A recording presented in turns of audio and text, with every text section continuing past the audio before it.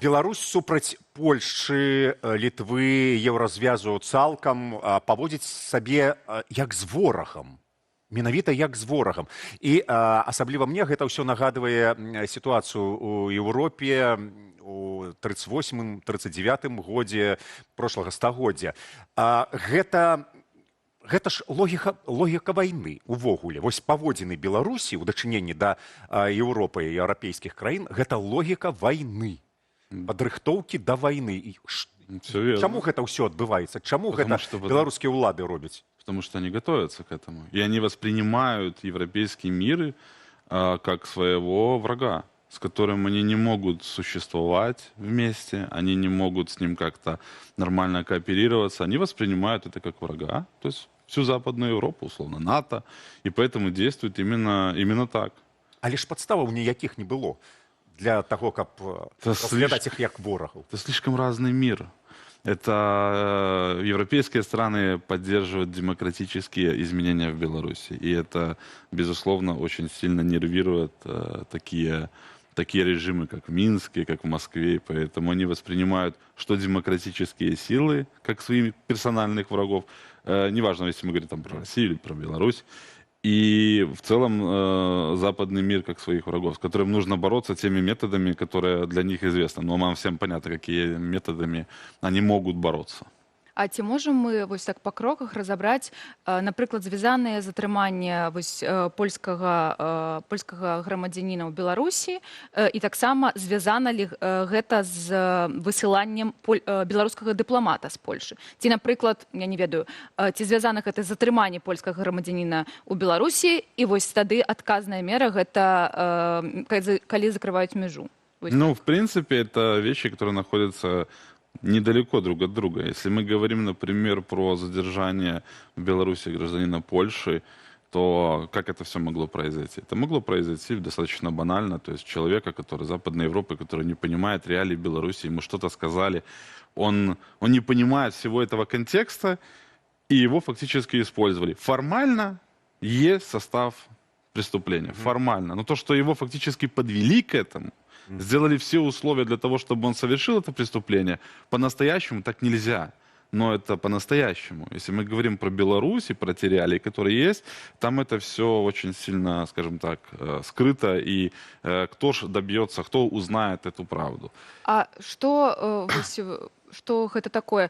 Яго падвялі да гэтага, і натуральна гэта было не так. То бок ён мог працаваць на выведку, ці гэта беларускія спецслужбы зрабілі так, каб кейс выглядаў... Ну, именно так. То есть человек просто условно приезжает в Беларусь, и тут начинают к нему, скажем так, подходить, предлагать, что вот информация там, ну, может быть, она не стоящая, но ты возьми там, посмотри, может быть, мало ли кому-то это пригодится.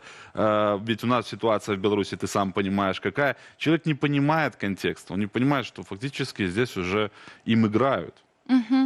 И да, это с точки зрения вот картинки, которая показывает пропаганда, это выглядит как совершение такого преступления, но это фактически очередная карта в руках системы, которой можно торговать. Не так, я думаю, буквально там меньше месяца осталось до приезда представителя Ватикана. Данный поляк имеет отношение к церкви. Почему бы не торгануть, скажем так, человеком уже через Ватикан? И у адказ на вось гэтае затрыманне Польша што зрабіла? Выслала дыпламата ці закрыла мяжу? Ці мяжа гэта некая? Я скажу, что это, в принципе, это можно рассматривать как звенья одной цепи, но которые, опять-таки, логичны. Не только это, а и штурм польской границы со стороны мигрантов, который продолжается уже там 3 года. И постоянные провокации, которые происходят со стороны, ну, там, диверсанты, которые забрасываются, людей, которых вербуют в Польше на совершение каких-то диверсий, то есть и залеты дронов. Мы же говорим не только о том случае, который был последний, до этого тоже были. И поэтому, в принципе, это адекватная реакция государства, которое защищает своих граждан от агрессивных действий страны-соседки. Слухай, вось гляджу, польскае выданне газета «Выбарча» назвала кіраўніка КДБ, беларускага КДБ Івана Церцеля, тым самым архітэктарам вось гэтай спецаперацыі, якая зараз разгортваецца паралельна з вучэннямі «Захад». А Церцель таксама паляк. Ну, по паходжанні, там нешта ёсць па Ну да, паходжанні карані пісалі. ёсць. Ці маеш нейкую інфармацыю аб Я Церцелі? скажу, если говорить сейчас про Церцеля, то даже освобождение политических заключенных и то, что мы слышим от представителей США, что есть список, но только именно сама система выбирает, кого и когда Ага. освобождать. Это, в принципе, алгоритмы, которые применяют именно исходя из аналитики КГБ. То есть если раньше, до 2020 года, в основном политика определялась условно Макеем и теми, кто его окружает. То есть это была какая-то система сдержек противовесов, что с одной стороны там День воли могут разогнать, но День вышиванки провести. То есть ну, такой какой-то был, более-менее сохранялся баланс. То сейчас все действия исходят именно из логики КГБ. И освобождения любого человека в том числе. А вось зараз, калі гэтыя перамовы з амерыканцамі, ну, нібыта ідуць добра, я так разумею, што беларускі рэжым задаволены гэтым, ну, нешта адбываецца, нейкія там сувеніры прывозяць, нейкія абяцанкі даюць. І вось з'явіўся гэты кейс Статкевіча, назовем яго так, калі Статкевіч пераламіў гэтую сітуацыю, у якой, ну, нібыта, мы людзей высылаем, департуем, называем гэта, што мы іх далі ім волю, але Статкевіч вось адмаўляецца выязджаць. Ці можам мы зараз, напрыклад, па-першае, ці ведаем зараз нешта пра яго лёс, а другое, ці можам мы зараз, напрыклад, ну, не ведаю, памарыць пра тое, што тады, калі людзі будуць адмаўляцца выязджаць, у них ўсё будзе нармалёва, іх не будуць сажаць абратна за краты, а вось будуць рабіць выгляд, нібыта яшчэ ёсць такая палёгка ад рэпрэсіяў. Я думаю, это вопрос, который нужно ставить в первую очередь американцам. Если в данном случае людей, граждан Республики Беларусь, с мешками на голове, многих, выкидывают за границу принудительно, забирая у них паспорта, то, наверное, здесь нужно вопрос ставить, вообще есть ли такой пункт именно с точки зрения переговоров официальной американской делегации и системы. Скорее всего, такого пункта просто нет. И если говорить о нахождении Статкевича, то с высокой долей вероятности он находится сейчас где-нибудь условно в американке, и они думают, что делать. Если будет какая-то реакция со стороны Америки, что, ну, мол, господа, мы ведь договаривались, то это может быть одна история. Опять-таки, возможно, никакой реакции не будет, потому что договор был какой? Люди выезжают, человек отказался. Ну, в принципе, все выполнили, в принципе, обязательства, кроме человека, который вообще знать про это не знал. Но он товар. Товар не спрашивают. Вы когда приходите в магазин, вы же не спрашиваете, интересно там какая-то пачка чипсов, она вам или вы ей. Вы просто ее Подходите и покупаете. берете. Мгм. А ці ёсць у нас вось гэтыя, ну, я не ведаю, доказы ці нейкія навіны пра тое, што вось дакладна былі такія ўмовы, што вы, акрамя слова ў Лукашэнкі, што вы там забірайце, калі вы можете іх забраць, што амерыканцы, напрыклад, прыехалі і кажуць, добра, мы забіраем. І, ну, што самае, выбачайце, смешнае, і вязем іх у Літву. Хай Літва і Еўразвяз разбіраюць. У нас ёсць нейкая вось Ну, в принципе, доказы это та перамоваў? информация, которую в том числе имеем мы, Белпол, то есть мы тоже общаемся с нашими американскими партнерами, и здесь реализуется такой сценарий Никарагуа, где было примерно то же самое, где есть только цель 1300, ну, там было меньше, естественно, в нашем случае это 1300, никто не говорит о том, что, вот, например, за последние 2 дня там было примерно плюс 17 политических заключенных. Они не входят в эту 1300.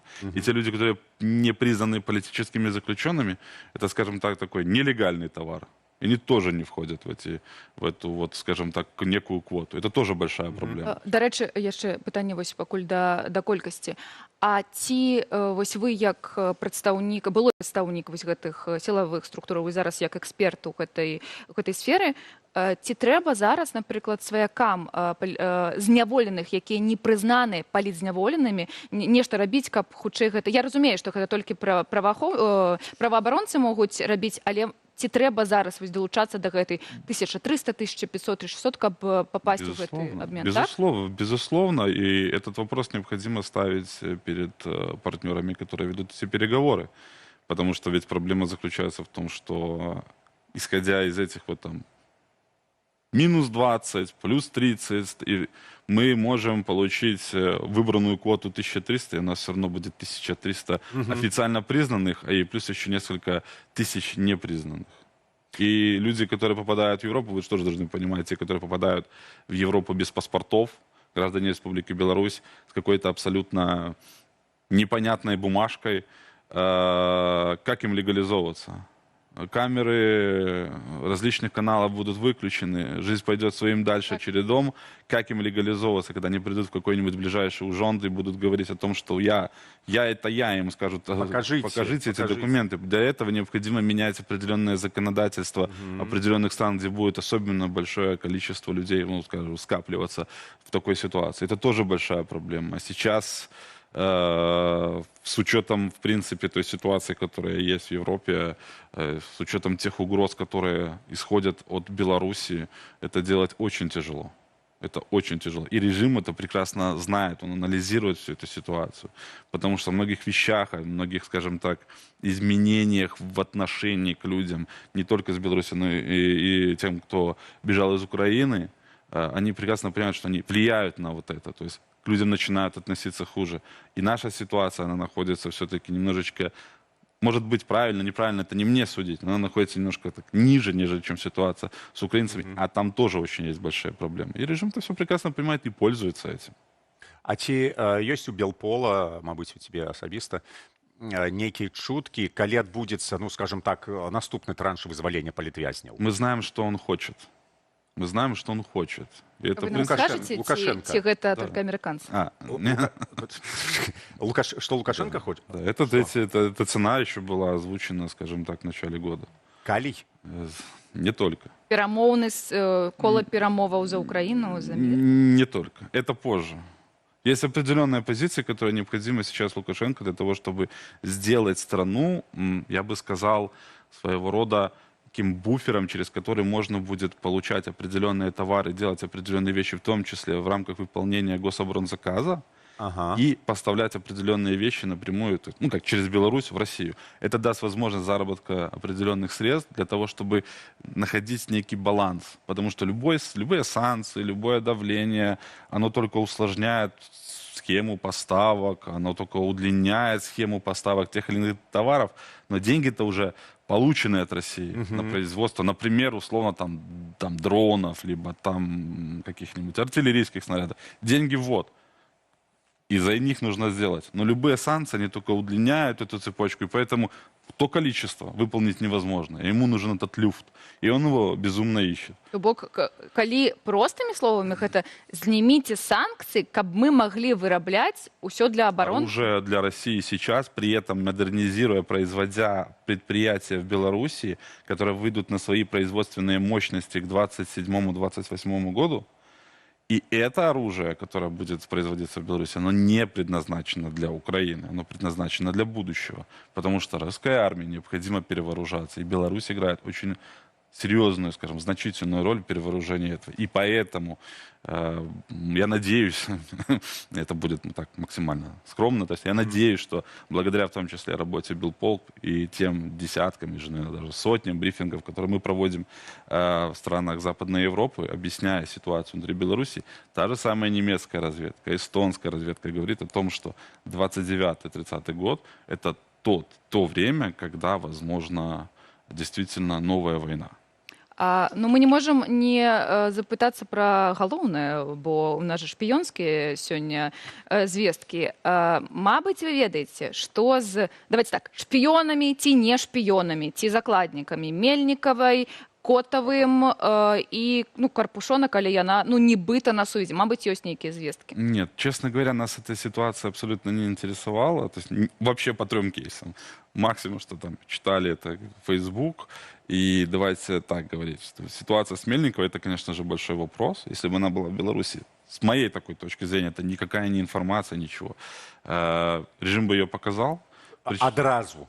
Нет, они дали бы немножечко людям, некую. Как говорит один мой знакомый, размягчиться, чтобы все это было немножечко так понервничать, а потом бы не показали. Сейчас уже прошло, наверное, уже даже более полугода, поэтому здесь скрывать ее смысла большого нет. Если говорить про Котова, человек, в общем-то, взрослый, он прекрасно осознавал, куда он едет. У нас есть такие случаи, когда люди думают, что, там, условно, поехать в Испанию дороговато, там, скакану-ка я в Египет. На свой страх и риск. Один раз получилось, или там у знакомого получилось, но раз на раз не приходится. Если говорить про Турцию, это такая страна, которая очень тесно связана именно с семьей. Не с даже вообще, в принципе, с Беларусью, а конкретно с семьей. Поэтому Человек осознавал, куда он едет, и здесь только вопрос, наверное, его родным, близким и друзьям, которые, ну, я думаю, были осведомлены о том, что он выезжает в Турцию, и почему они не задали вопрос, для чего. А если по кейсу Пал Палыча, это... Я всегда говорю одно. Если у вас есть доказательства нарушения ваших прав, идите в прокуратуру или полицию. Предоставляйте всю доказательную базу, давайте все объяснения. И после этого, если вам будут задавать вопросы журналисты, отправляйте их в полицию, чтобы там официальные государственные органы давали какую-то там правовую оценку, либо давали какое-то заключение о том, как идет этот процесс. Потому что выйти в Facebook и просто рассказать о том, что там что-то произошло, Это ни у о меня чем. есть доказательства, но у меня их нет, я буду снимать... Я вам не видео. покажу. Да, Не то есть, но я не покажу. ну, это немного несерьезно. В Беларуси это называется слово на слово, и, как правило, это отказной материал. Зразумела. І караценькі адказ на караценькі вопрос. Ці пачнецца наступ на Польшу, ці Сейчас Літву? нет. Зараз Сейчас нет. нет. Верыш? Провокации, возможно, будут, но сейчас не будут. Они не готовы. Дзякуй. У шпіёнскіх гульнях разбіраліся з прадстаўніком Белпол Уладзімірам Жыгарам.